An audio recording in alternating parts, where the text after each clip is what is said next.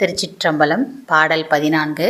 கடந்து நின்றான் கமலம் மலராதி கடந்து நின்றான் கடல் வண்ணன் எம் மாயன் கடந்து நின்றான் அவர் கப்புறம் ஈசன் கடந்து நின்றான் எங்கும் கண்டு நின்றானே. தாமரை மீது அமர்ந்து கொண்டு முதலாவதாகிய படைத்தல் தொழிலைச் செய்யும் பிரம்மனையும் கடந்து நிற்கின்றவன் சதாசிவமூர்த்தி.